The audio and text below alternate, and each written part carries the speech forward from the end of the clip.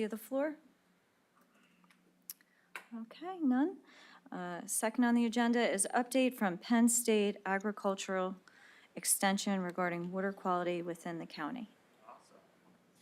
Do you mind if I, Madam Chair, do you mind if I just wanted to thank you for coming to this committee meeting.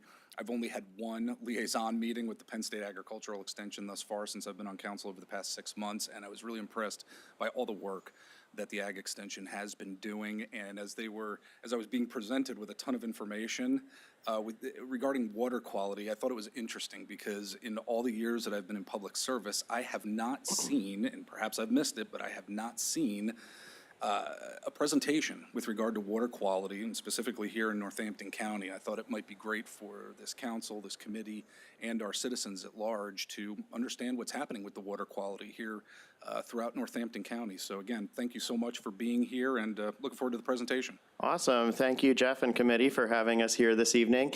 My name is Brad Kunzman. I'm with Penn State Extension, based out of the Northampton County office, but statewide, and I'm joined by my colleague, Lynn Nemeth, who will be up here in just a little while to talk to you about one of our volunteer outreach programs called the Master Watershed Steward Program. Our presentation this evening is going to kind of go into what education we offer through Extension and how we're reaching the citizens of Northampton County and the Commonwealth as a whole. I'm sure we could dig a lot deeper based on your preface there, and maybe we can do that at a subsequent meeting.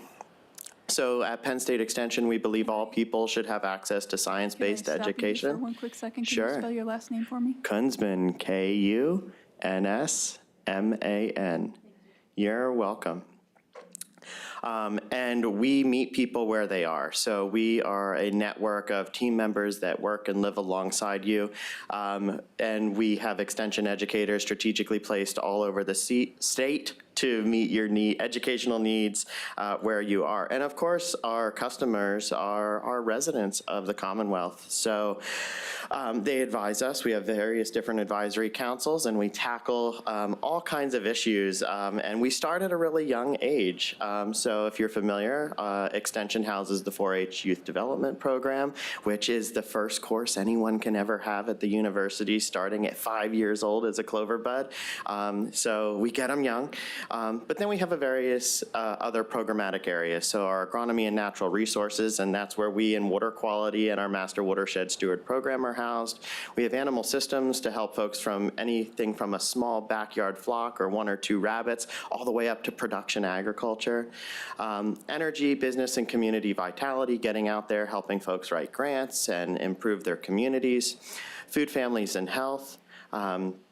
Reaching folks with good meal planning, working on a budget, being healthier if they have a health condition, although we aren't doctors.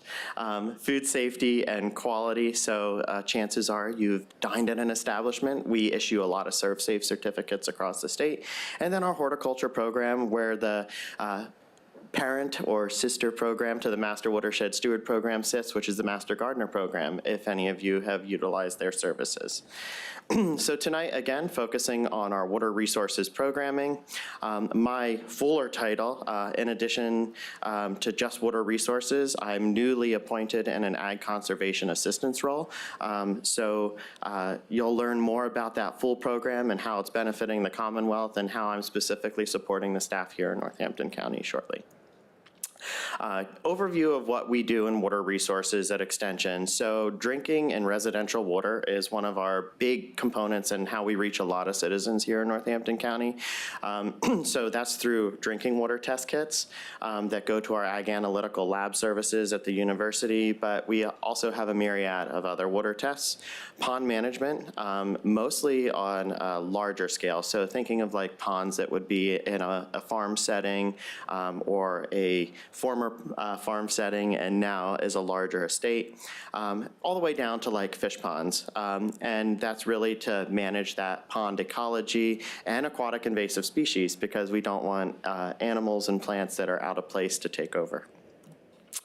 urban and residential stormwater, and those would be like MS4s, if you've heard of them, municipal separate stormwater. We help a lot with best management practices around that, and we help people with things like their septic systems. I get some unique phone calls to the extension office every now and again, like, what's going on with my septic? We point them in the right direction of some of the research-based information and then connect them with a contractor locally to help them with their problems. Wastewater management. So this is the area where we might be helping some of the larger professionals when you're looking at like community services like wastewater treatment plants. So Bethlehem Water Authority comes to mind. We have a close partnership with them. And then, of course, troubleshooting when there's issues. So another set of calls I get often are like, why is there water pooling in front of my house when I'm connected to a sewer system? So diving a little bit deeper, so if you weren't aware already, Pennsylvania has a lot of private water supplies, and that's over 1 million homes and farms in Pennsylvania, and 45% of them are often not properly tested. So that's why we focus a lot on the drinking water aspect, and it's one of our largest draws here in Northampton County. There are no statewide regulations around private wells, and it's shocking, I know. There are some local regulations around the state. That said, folks can put in a well and never have to test it again. It might be a requirement when they buy the house, but spring developments, when they develop a spring, they might have shelter over it, but oftentimes animals get in there and contaminate their drinking water sources, and they're very much unaware of it. I was actually out on the Delaware River Sojourn with Northampton County yesterday, and I was speaking about this, and folks were like, I've never tested my well, and I've lived in my house for 60 years. It's very eye-opening because a lot of folks take it as for granted, you know? They think that water is always going to be fresh and clean and prepared. They might have immunity to the things that are in their drinking water, but it might not be healthy for them. So we issue these home drinking water test kits. They can be picked up at the extension office, and folks can take it home, easy instructions, fill it up, send it off to Ag Analytical, and then they get a report readout. And that comes across my desk. So everybody in this region, their reports come to me. And if they have questions, I reach out to them or they reach out to me, vice versa.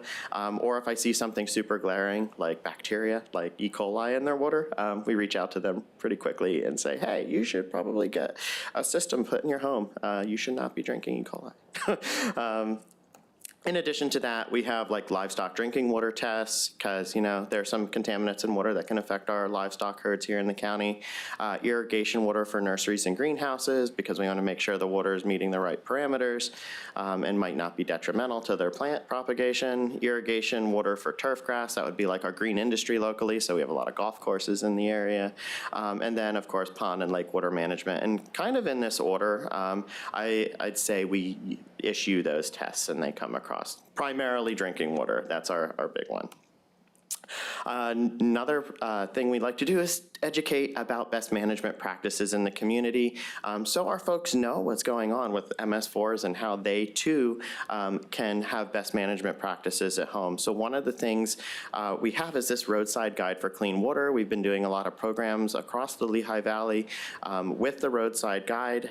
It is a really easy to follow guide with icons that say urban, suburban, and rural communities, where it's helping, whether that's groundwater, stormwater, pollution, flooding, climate change, habitat, if they're saving a little bit of money by using a rain barrel instead of their public water supply, if they're beautifying the landscape and creating wildlife habitat. And you're actually going to get a copy of this when we're done. I have a whole packet of information for you. So.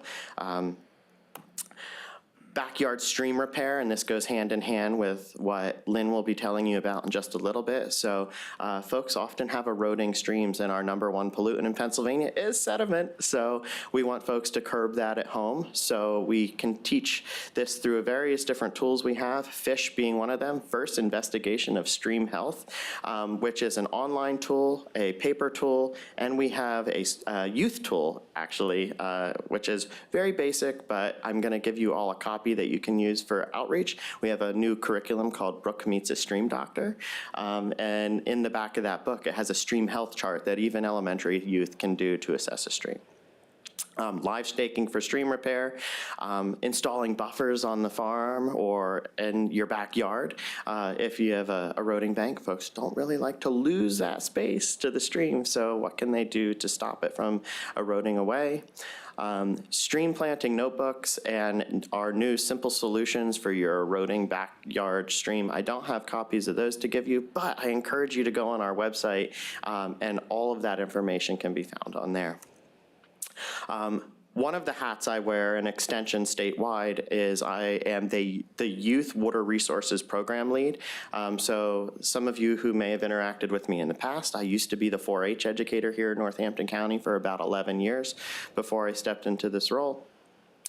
So my heart is with youth, and if we start young, hopefully those practices come along with them for the long haul.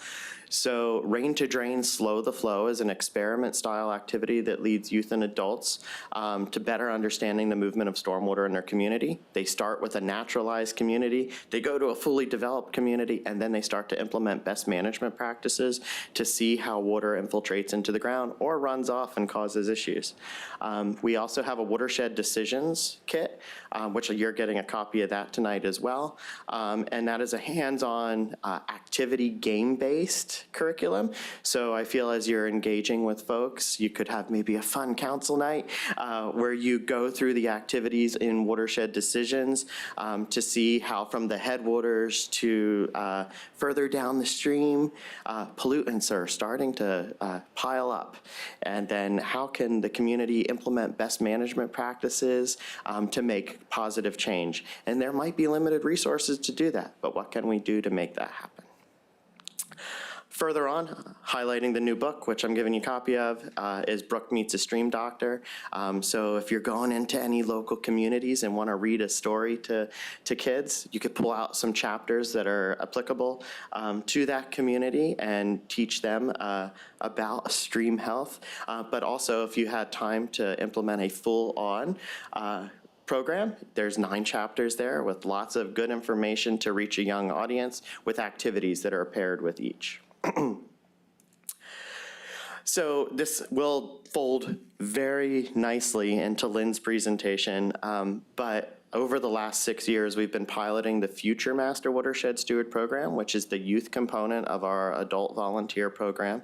And it started with the Lehigh Valley Greenways Conservation Landscape through their funding and partnership with Jacobsburg Environmental Education Center to use their watershed education curriculum, which meets all state standards, to teach youth the basics of stream ecology. So a physical, biological, a chemical study, some community action, and then ultimately leading to a service project. So over our pilot years, some of the projects they've completed here in the community are installing riparian buffers along local streams, planting wildflower gardens, doing cleanups, coming up with posters to talk about how they can improve water quality in their communities. And this year, this program has gone statewide. So we have a DEP EE grant and our Master Watershed Steward Program, which luckily started here in the Lehigh Valley. The youth program started here in the Valley and is expanding statewide. So we're anticipating reaching thousands of youth through that program with a great partnership with the Department of Conservation and Natural Resources.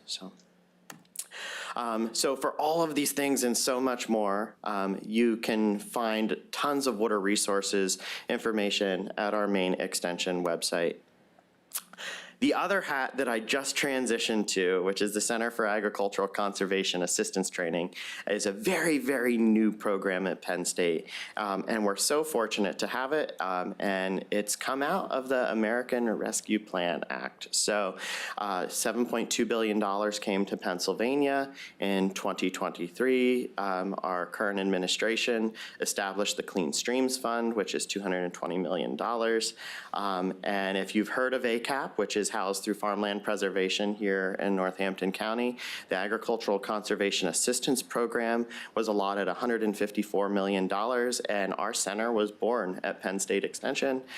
So the Center for Agricultural Conservation Assistance Training really is here to help Pennsylvania farmers, ag landowners, and conservation professionals implement best practices to ensure the health of soil and waters across the Commonwealth.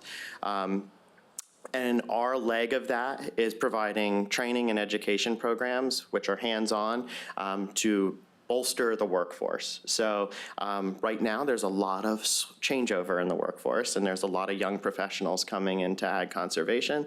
So we want them to have all the tools they can have to appropriately get out there in the community and make things happen. We're providing ag conservation and technical assistance. So I meet regularly with Ryan Shaw now, Farmland Preservation, to talk about the projects that are up and coming through ACAP. And because I'm statewide now, I am doing that across the Commonwealth. We offer program guidance and assistance too, so if there's a unique situation and it needs to be tackled in a unique way, we go out and work with our partners and Conservation Excellence to make that happen. So those partners are us, the State Conservation Commission, and USDA on our CRS. We have MOU with them, and we're all working very closely together to get the most out of our projects to improve water quality across the Commonwealth. So if you want to subscribe to our newsletter there, you can scan in that QR code. So this is Ag Conservation Currents, and it will keep you up to date with all the things we're offering. And there's some crossover to our water resources team. So I'm going to thank you for having us here, but also pass out some of this information. Once you're done passing that out, I did have a question for you with regard to a specific stat. Okay. Go for it, Dan. Oh, yeah, makes sense. Thank you very much.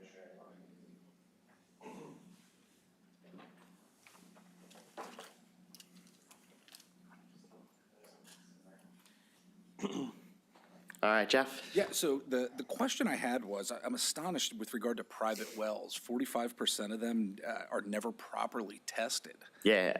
And I guess my question is, if they are not tested, you talked about what it might do to somebody's personal property there. The property, animals can get in, things like that. But what could it potentially do to a neighborhood or even the overall community if there are pockets of them, say perhaps in a neighborhood or a specific part in a township or borough? Okay. What type of adverse situations can arise from that? So we'll get to a point of clarification. Public water is regulated. Yes. So any public water goes through rigorous testing on a regular basis, and those folks are protected by law.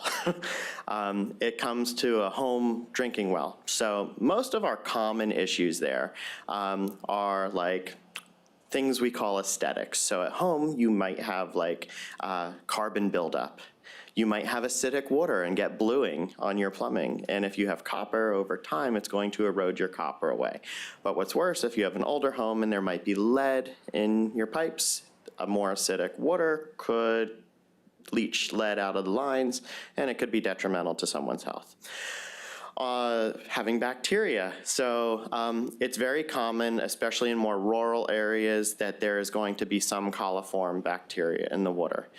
There are DEP water quality standards for how much can be in there. This is 0. So we don't want bacteria in our water. And E. coli, even more cause for concern, because especially very young people and elderly people can get very sick from having E. coli in their water. There are more of those aesthetics, like you might have iron or magnesium in your water. Again, it's not good for your fixtures. It's not good for your plumbing infrastructure. So we try to help people save money up front, right? So, and being cognizant of that. And we recommend every 14 months folks are testing their water. The reason we recommend every 14 months is because you're getting some different seasons in there. So you're spreading it out a little bit. So you might get one test in spring, the next one will be in summer, following year it'll be in the fall. And your well water changes because different seasons. And as we're going through these heavy rain periods, there's a lot of water infiltrating into the ground. What's it bringing with it? And we have these drier periods. What's that doing for system as well. One thing that we find that a lot of folks don't have is a sanitary well cap. They're usually just using the aluminum cap that they get when the well's first installed, and there's gaps up in there. So all kinds of insects, rodents can go in there and put their droppings down the well.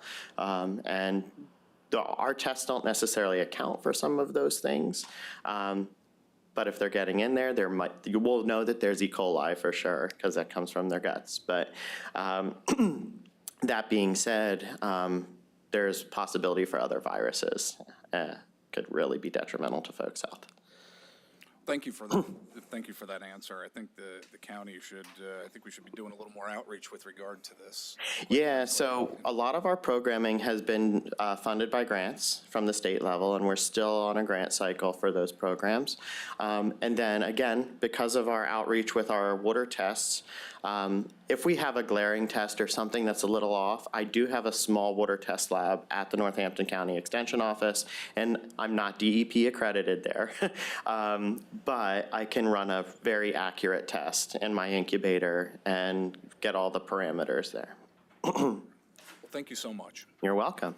All right, any other questions for me before I turn it over to Lynn? All right, thank you so much for your time, and thank you so much for your support for Penn State Extension here in Northampton County.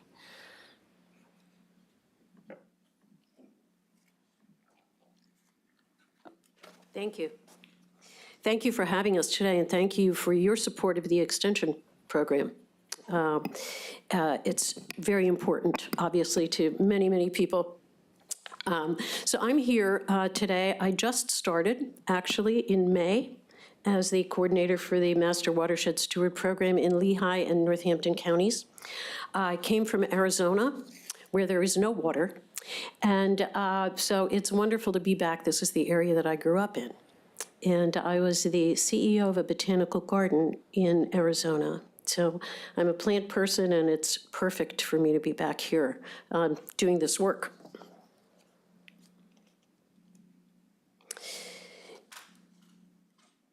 These photographs, by the way, are of the Monocacy. I had no idea that there was trout fishing, for example. And you've all seen this slide. What we do is science-based education. And what we do with the Master Watershed Steward Program is that. So the Penn State Master Watershed Steward Program was established to educate and empower volunteers to protect environmental resources.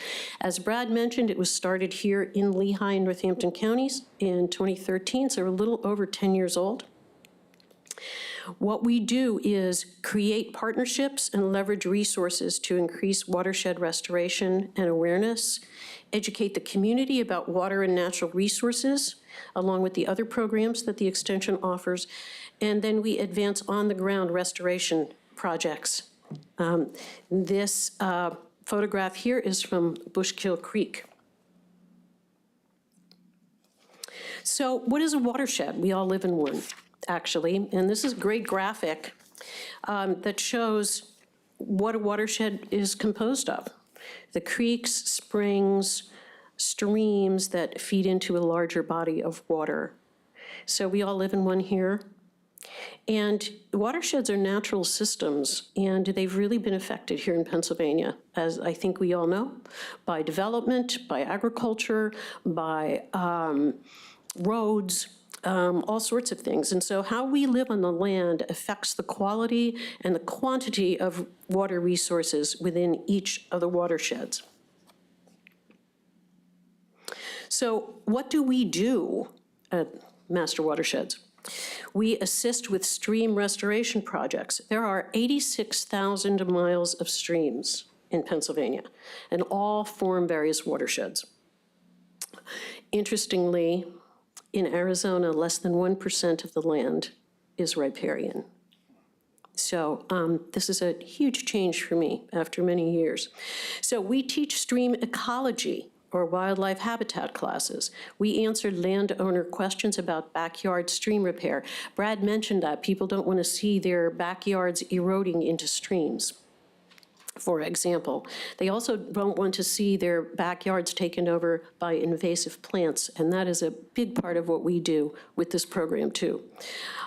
We work in master watershed steward plant nurseries. We actually have created plant nurseries around the Lehigh Valley that we can take cuttings from and plant. So doing our own work. We organize stream cleanups, very important thing. We have neighborhood groups that we speak to, and we have something called TAP Talks, monthly talks at breweries, and breweries are, of course, very interested in having clean water and good water. We work with municipal officials on invasive plant removal. We provide educational displays. We work with school children, and we carry out water quality testing as well in streams. So we are across Pennsylvania now. In blue, you will see the counties that we are currently in. And you can see that since the inception, we have covered 170,000 volunteer hours. So it's a lot of time that people have given to this project.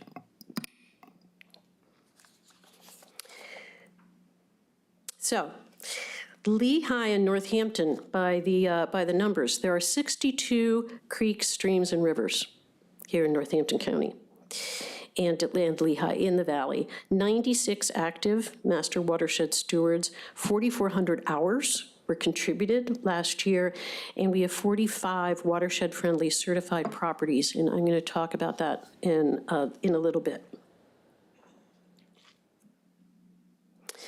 So, we've planted almost 100,000 trees. And this is actually arguably the most important thing that we can do for stream and creek health, is to plant trees. At one time, we were down to 20% of our land was covered in trees. It started out as maybe 95% at colonization, then it dropped down, now we're back to 60%, which is really excellent. But there's still a lot of streams that have been impacted by development and also have been impacted by the kinds of storms that we're getting now. We're actually getting 20% more rain here than we used to. And it's coming in these downpours that you've all experienced. The stormwater drains are overwhelmed. The streams are overwhelmed, but there's flooding in communities. And it also, the silt that Brad mentioned is coming, as are the chemicals and the runoff. So trees and plants are going to filter the water and are really going to be important to that. And I'm going to talk some more about what we can all do about that as well. Here's one of the stream restoration projects, planting trees. This is one of the big things that we do. So the master watershed stewards get an incredible amount of training. All of these subject matters, and I've been in the training here, it's 40 hours of training. We've had 15 weeks of sessions. We've had 8 different field trips. So we are back to school here as watershed stewards. After training, volunteers need to secure 20 hours of volunteer service and complete a group project. And then they become official stewards. To remain in the program, they have to contribute a minimum of 20 hours of volunteer service a year and 10 hours of continuing education. What we do in the Lehigh Valley is we bring in, I covered Northampton and Lehigh counties, we bring in 12 to 15 people every year into the program. And what's really great about this program is that it draws in people who have very, very different skill sets and interests. And because the training is so broad, we can really put them where they would like to be. We have someone in the Little Lehigh watershed who is doing salt testing. She has come up with this whole program herself. She's looking at how what we spread on the roads is affecting stream quality, which of course affects our drinking water. So to get our work done, we have a lot of partners. And Brad mentioned some of those partners. We work with the Department of Environmental Protection, the Department of Conservation and Natural Resources, Lehigh Valley Water Associations, Wildlands Conservancy, the county conservation districts, Watershed Coalition of the Lehigh Valley. One of our big partners is the Northampton County Parks and Recreation.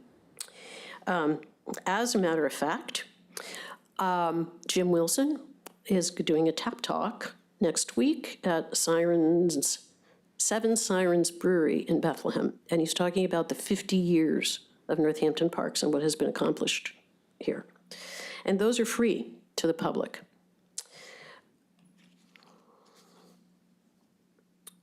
So all of these partners that we work with, and this is a short list, is where we have boots on the ground. There are a lot of watershed associations in the Lehigh Valley, and many of them are staffed by master watershed stewards. In this program, which started just a few years ago, the Watershed Friendly Property Certification recognizes landowners who incorporate best practices. And what's really cool about it is you can have as small as a 1/4 acre of land and make it watershed friendly. And how do you do that? By making sure that your stormwater is being managed. You might have a rain barrel. You might have a small native plant garden.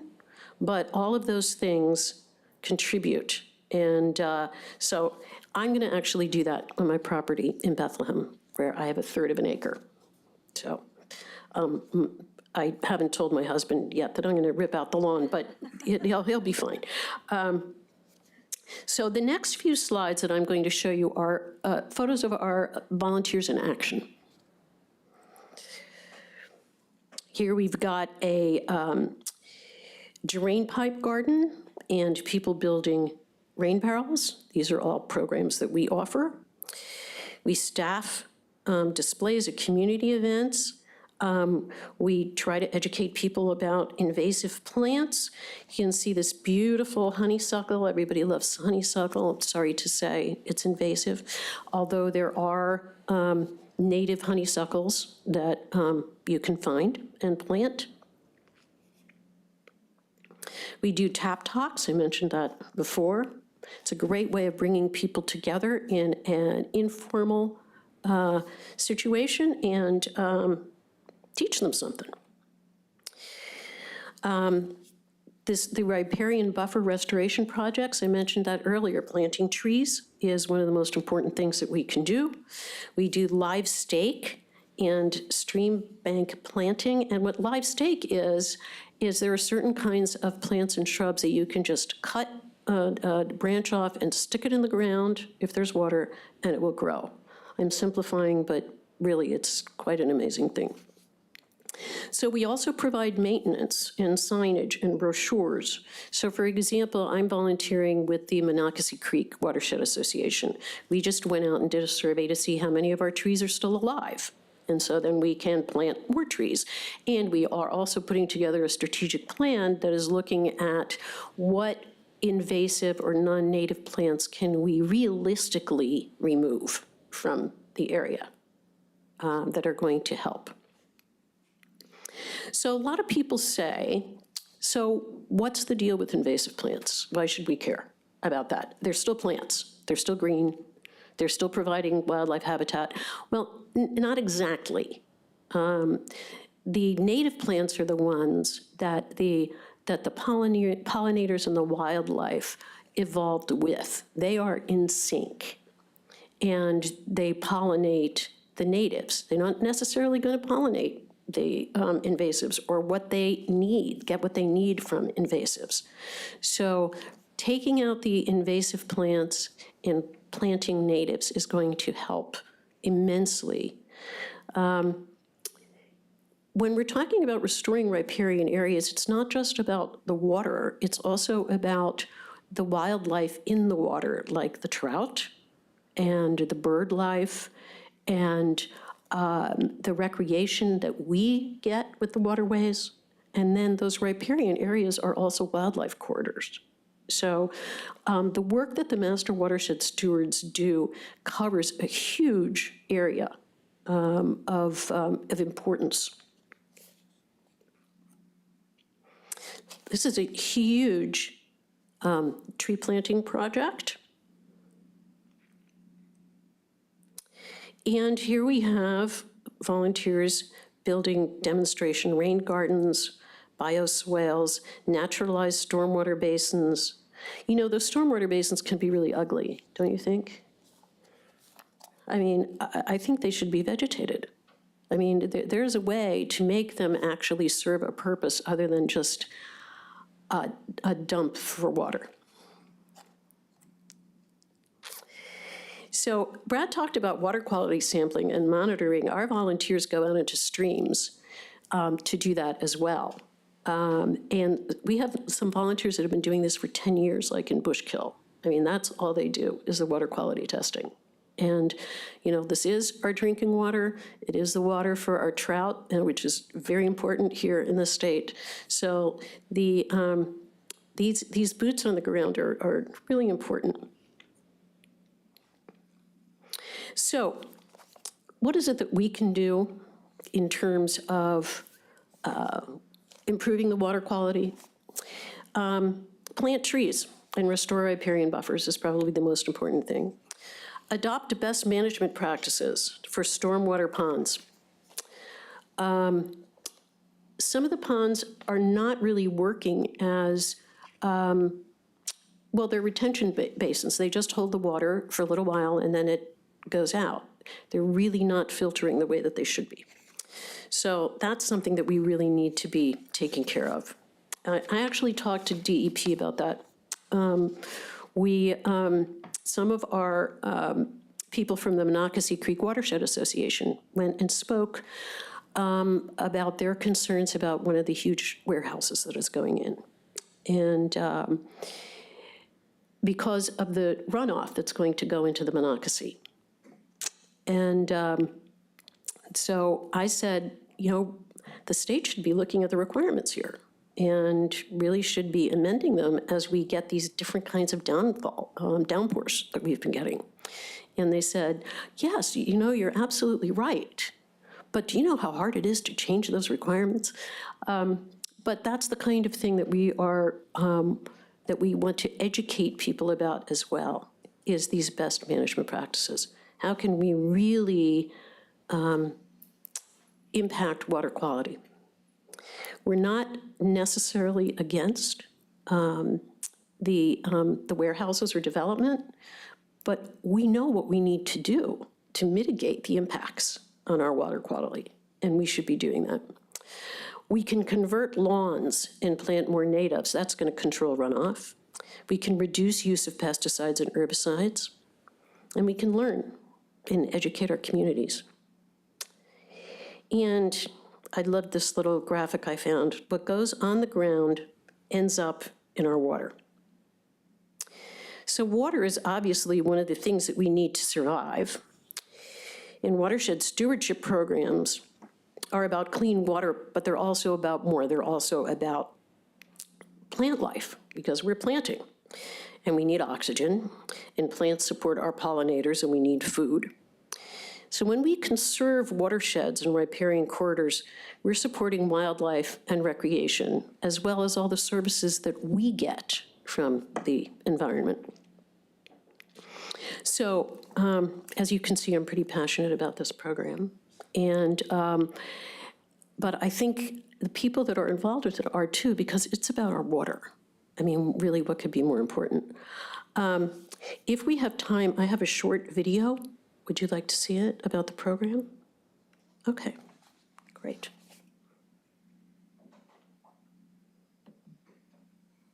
I hope this works. Ah. Why did that happen? Oh, okay. Well, then I can provide you with a copy of this, and then we can go from there. So anyway, do you have any questions? I did. Do Do you have any opportunities for high school students to volunteer? Yes, we do. If they're under 18, they need to have a signed permission slip and that kind of thing. But when we do, I don't know how many of you are familiar with knotweed. It's this giant, how tall does knotweed get? Brad? Buckwheat, 6 to 8 foot. Yeah, 6 to 8 feet. It can just take over. And so we have knotweed knockdowns and tree plantings and all kinds of other things, trash pickups. That would be great for high school students. Because I work in a high school, and also on the internet or Facebook, I always say, does anybody know of any opportunities? My kid needs to, fulfill a certain amount of hours. So I could certainly pass this along if you email me. Yes, I will do that. Thank you. Future Master Watershed Steward Program would fit that. We do It's- the education leading up to a service project. Yeah, that'd be great. Thank you. Is that for high school students as well? It is. Okay. For middle through high school. Great. Anybody else? Thank you so much. Thank you very much. Thank you. Now, I have some handouts too. It's about our programs and what the Master Watershed students do. Thank you.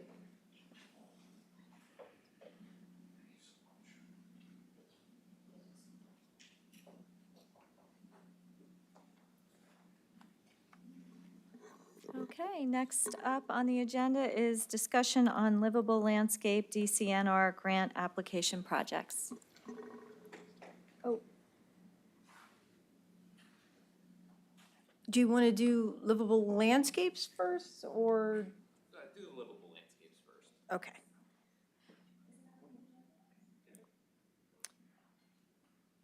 Okay. How comes this isn't full screen? Let's get rid of that. Okay, there we go. Hello, everybody. I'm Sherry Acevedo. I am our Conservation Coordinator and Open Space Coordinator here in Northampton County under the Division of Parks and Recreation and Public Works. I'm here tonight to talk to you about our 2024 Livable Landscapes grant applications. One of the foundations of this, of how we determine eligibility relating to the goals, refers back to our own open space plan, which is called Livable Landscapes. This was adopted back in 2015, and it's basically to create a huge mosaic of our parks, our farmland, our natural areas, our scenic views, and our historic and cultural resources. And this is to establish our communities, but also throughout the region. This is the foundation with these 6 goals that we have within this plan. We implement these goals every day, whether it's in our own parks and trails system, in our open space areas, but also in our open space program, especially in the Livable Landscapes Grant Program. A lot of the projects you're going to hear tonight relate to the majority of these goals, but as you can see, it goes beyond just conservation and natural resources. It also enhances recreation opportunities, trail opportunities, and cultural and scenic resources as well. Within that, our grant program purpose is to protect the county's important natural resources by assisting not only our municipalities, but our organizations, our eligible organizations like our nonprofits, to acquire, restore, and enhance, and permanently protect these lands for perpetuity, and for outdoor recreation for generations to come. We have developed 5 main categories in this grant program. Land preservation, which is our land conservation under open space, completely separate from our farmland preservation department, separate guidelines, separate funding streams. This is 100% under open space. Within that, this is the only category where we accept applications year-round, and basically because of the nature of that. Other categories include our ecological restoration, planning, municipal park, rehab and development, and regional trails. In the history of the program since 2006, we have invested, the county has invested in grant awards $21 million, which is significant. We require a dollar-for-dollar, one-to-one match for each of the grant requests, so you can see the leverage of local dollars, over $36 million from our partners. One of our featured projects I wanted to quickly highlight, you've probably seen it on all the news outlets recently, is the dam removal efforts along the Bushgill Creek that Wildlands Conservancy has been leading. That was a passed from 2022 Livable Landscapes Grant Award. And these are the reasons why for restoring, as you just heard in the earlier presentation as well. There are 3 different dams. This is a map along the Carl Sterner Arch Trail that the 3 dams that are being removed are located. The second dam is the one that is in being removed at this point. This is the first one, which was in 2021. A key thing to highlight is if you see the picture off to the right, and you can see the elevation change, that's where the previous stream level used to be before the dam was removed.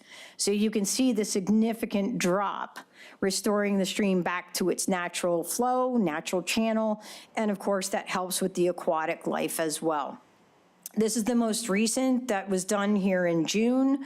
On the first day of construction, we call it the breaching of the dam, of the Lowhead Dam. Pretty remarkable. The excavator actually goes into the water and releases it. Now, per the guidelines of the permitting of the NPDES, but also the Fish and Boat Commission guidelines, it has to be in increments, so that way it does not adversely affect the aquatic life, because otherwise, if it was a sheer shock, that could be detrimental to the stream. Here you can see some of the natural things already occurring with the ripples. Drew is with Lafayette College, one of our major partners. Their students have been collecting scientific data up and downstream for many years, but especially with these efforts. Now I want to get into just a quick overview of each of these programs. We do not have any applications tonight about land preservation, but just to give you an idea, they're either fee simple acquisition or conservation easements. We do this within the county for our own holdings, but we also do it for the grantees as well, that we work with them in the program. Ecological restoration includes such things like the dam removals, our native grass and wildfire meadows, the rain gardens, any other type of stream bank stabilization or habitat improvements. Under education and outreach, this realms from the environmental regulations to the municipality's park, rec, and open space plans, which is huge. We advocate for, and part of the guidelines is, in order to be eligible, they have to have a recommendation in a plan that gives it a strong opportunity for the grants.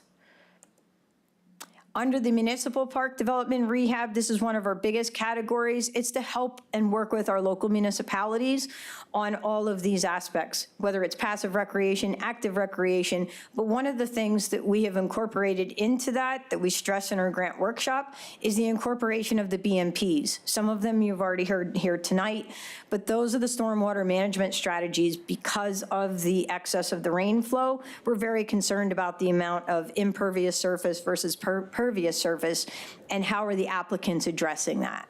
The other thing, in compliance with local, state, and federal guidelines and laws and regulations, is ADA accessibility. So when they put their design and engineering plans together, their engineer has to certify at the end of the project that it was built in compliance with the standards of the design, but also with ADA accessibility. In our regional trails, this is another one of our largest categories that we have. All the regional trail networks that we have throughout the Lehigh Valley, we have federal designation overlay with the September 11th National Memorial Trail.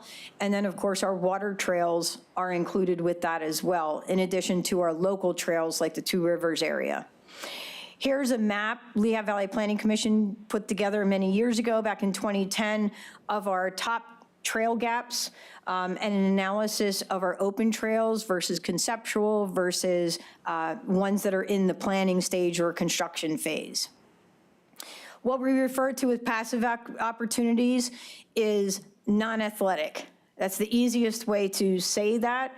It can include trails, fishing, photography, jogging, hiking, wildlife viewing.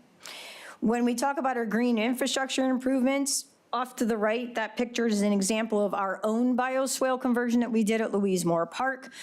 You can see our pollinator gardens along the trail. These are very simple examples of converting these areas into pervious surface where it absorbs naturally the water flow and the stormwater management. Of course, one of the outcomes that we're all experiencing is the climate change impacts, and we're looking at ways and working with our grantees of how to do the resiliency. And their native plants and those restoration is part of those efforts.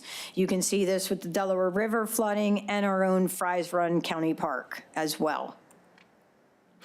Each year, we come up with the priorities, the top priorities as they relate to the goals that I just mentioned to you earlier, and we call those out on an annual basis.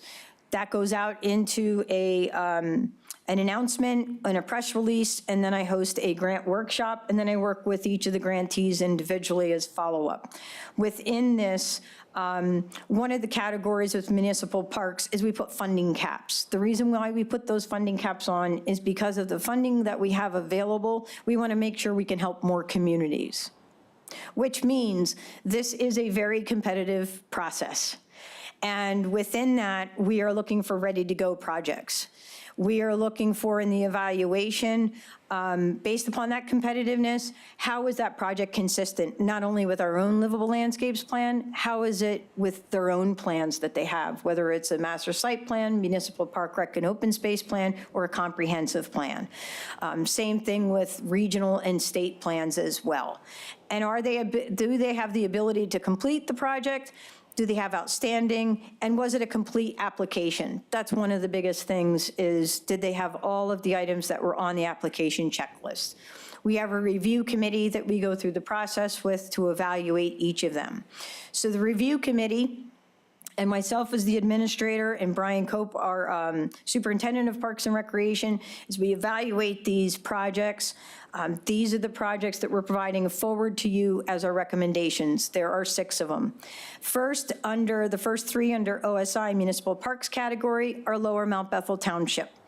Lower Mount Bethel Township Trail System, they had storm damage from last year's flooding, and there's a 2.5-mile section of trail that they want to restore, completely rehabilitate. They're using a new technique, which you can see here in the bottom with the typical cross-section of what's called a French mattress, which is a systematic approach of geotextile fabric layers and layers of stones, so that way the water can filtrate and it can handle these larger type storm events that could go underneath. So basically, they're raising the profile of the trail.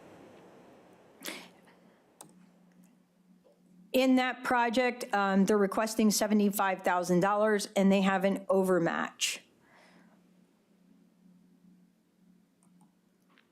The next project for consideration is Lower Nazareth Township, and this is strictly tree planting. 70 deciduous trees. They have an existing 1-acre forest that they want to expand upon that. We have provided livable landscapes funding over the years for the phase 1 establishment of the park, for the access, the parking areas, the athletic fields that are multi-use, and the walking trail that you see there today, and a lot of people are out there enjoying, and the restrooms.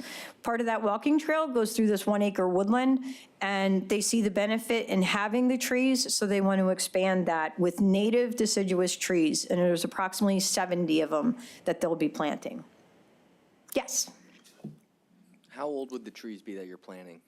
So one of the specs that they put into their bid package at this point are their larger, they call them large caliber. So it doesn't go by age necessarily, it goes by the size of the pot.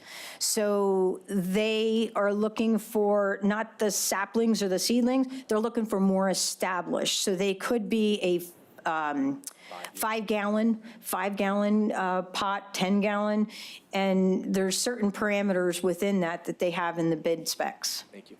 You're welcome. Good question. Next one, last one under OSI Municipal Parks is our Upper Nazareth Township Sycamore Park equipment replacement. And they are looking to replace outdated, unsafe, and inaccessible park equipment. that are for ages 2 to 5 and 5 to 10, and they'll also be installing walking paths and what we call accessible routes to those paths. That'll also have ADA improvements to their parking area. So that way it's all interconnected. So within this, it'll provide access for people of all ages and ability and provide additional outdoor recreation opportunities. The next one, we're transitioning to our Livable Landscapes funding category, is the Borough of Northampton. And this is the revitalization of the DNL Trail in Canal Park. The DNL Trail is a 5-county region that it spans, 165 miles from Wilkes-Barre to Bristol once it's fully connected. At this point, over 140 miles are already connected. This is a major section in Northampton County. We awarded one of our largest Livable Landscape Grant Awards a couple of years ago for the resurfacing and the rehabilitation of the DNL Trail in North Catasauqua Borough. And that is heavily used. What they're trying to do here within Northampton Borough is to address their stormwater management, again, raise the profile of the trail, and then to conduct their design and engineering and permitting to enable that construction to happen. And within that, they'll install those green infrastructure improvements and they'll repave the trail. So that way it's also visitor ready with being able to handle not only transit from people who bike to work every day, but also for regional and through bikers and hikers on the regional trail network. City of Bethlehem, this is the Greenway Trail Gap acquisition. This is for $300,000, and this is to acquire approximately 0.9 of a mile of abandoned Norfolk Southern Railroad right-of-way. This is abandoned right-of-way that will connect the South Bethlehem Greenway to the Saucon Rail Trail. I can't stress enough what an exciting project this is, because this is not only a top 10 trail gap that has been on our list in the Lehigh Valley for the past 15, 20 years. This is also a top 10 trail gap recognized by our state agency, the Pennsylvania Department of Conservation and Natural Resources. And that's what you see in the highlight down below, is that excerpt from DCNR's website as one of the top 10 trail gaps. So this will be able to connect and eventually provide this 13.7 mile regional connection that we help support our partners to keep continuing those efforts. The last project that we have with Lafayette College is the Metzger's Field Trail Planning Project. This is it's beyond a trail feasibility study. It's basically a hybrid trail plan with also some preliminary design or engineering that will provide the connections to the two campuses of the main campus in Easton, to the near Braden Airport, their athletic field campus, which is approximately 3 miles away. Within that, they're also looking at the alternative routes that'll help provide connections to our existing trail network. So they're going to be working with Forks Township, Tatamy Borough. They've already reached out to those municipalities to express an interest. Carl Sterner Arch Trail is one of our existing trails that we have in the Two Rivers area network, just like the section of the Tatamy Trail and a section of the Stockertown Trail. So this will help as a conceptual plan with a phased implementation strategy to make those connections within this region.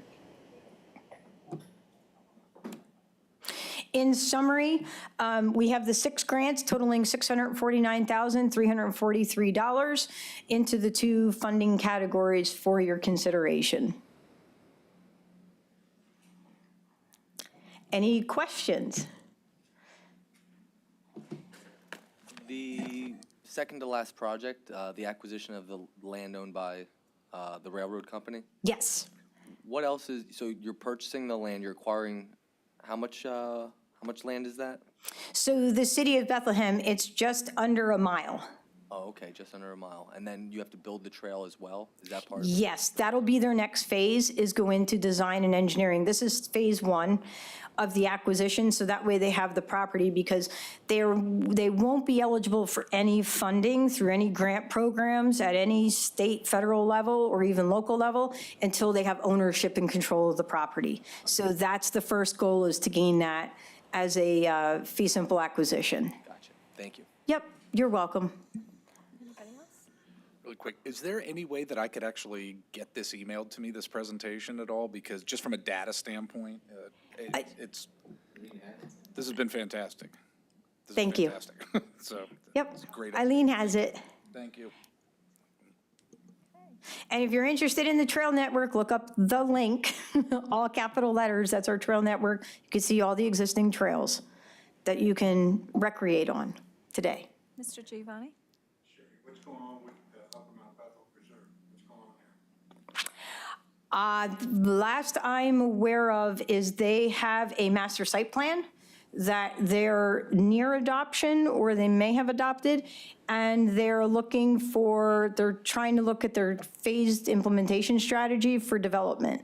So they want to connect their existing trail that they have. There's a right-of-way that they already own, but they're looking at, as a feasibility study, how to connect the preserve to Mincy Lake, to our Mincy Lake.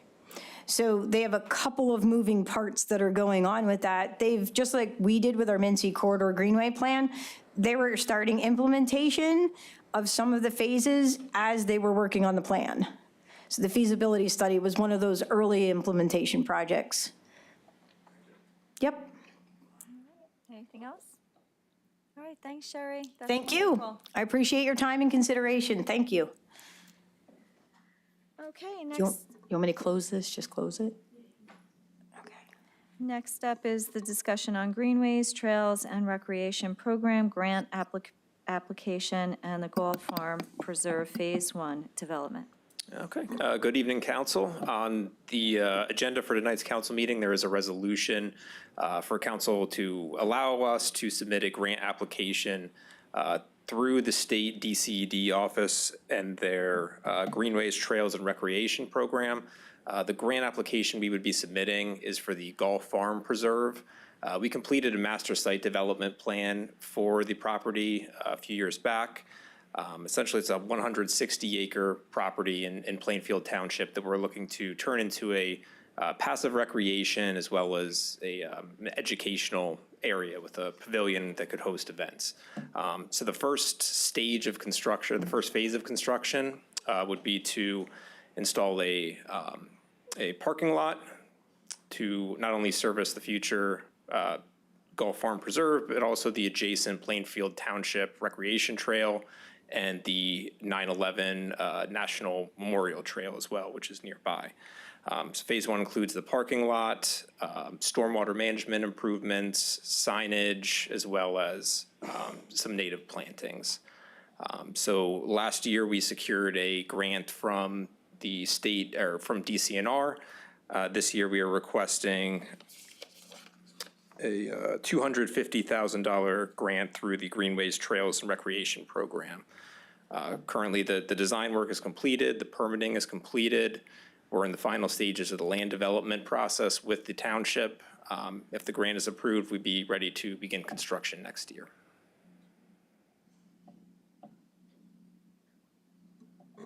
Any questions?